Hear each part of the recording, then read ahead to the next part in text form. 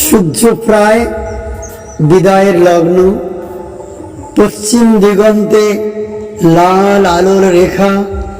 মনে হচ্ছে কোনো নববধূ তার লাল শাড়িটি পরে ঘরে ফিরে যাচ্ছে, আর তার পথ চেয়ে নববালকরা তার মুখের দিকে চেয়ে আছে।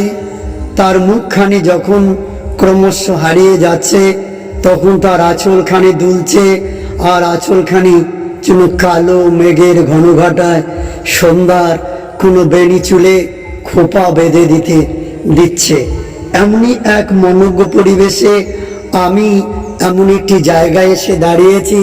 পথে চলতে চলতে হঠাৎ করে এই অপরূপ সৌন্দর্য প্রকৃতিটা আমার চোখে পড়ে গেল। তাই আমি নিজের গাড়িটা রাস্তার মধ্যে রেখে এই অপরূপ প্রকৃতিময় সৌন্দর্য বাতাবরণকে একটুখানি নিজের ক্যামেরায় বন্দি করে নিলাম। একটিকে দেখাচ্ছি।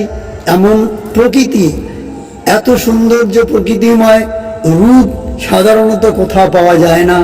দূরে দূরে, অনেক দূরে ছড়ানো বাড়ি, দূর দূরান্তে, আর মাঝখানে দাঁড়িয়ে আছে কিছু ধান ক্ষেত, পুকুর আর পানা শ্যাওলা ভেসে আছে। এরই মাঝে কয়েকটি পরিত্যক্ত বাড়ি আর একটি রাজপথের মতো মনে হয় পথ বয়ে গেছে গ্রামের মেঠো পথের উপর।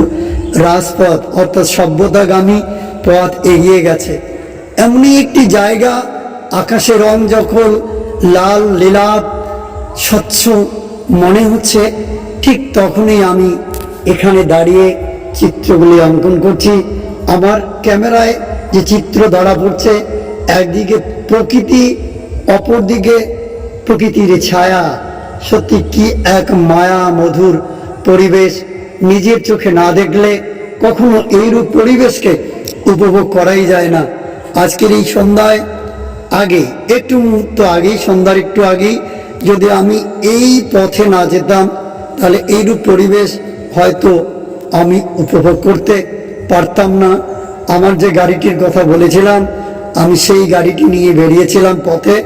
ঘুরতে ঘুরতেই এসে ফট করে যেন সহসা থমকে দাঁড়ালুম, আর আমার ক্যামেরায় বন্দি করে নিলুম এই প্রকৃতির সুন্দর চিত্রখানি, যা সত্যি মনোজ্ঞ।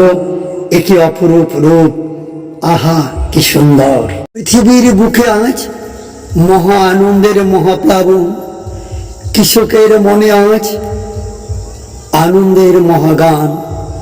মাঠ ভরা সোনালি ধান আর সোনালি ধান, চারিদিকে আনন্দে বাতাবরণ, উল্লাসের প্লাবন।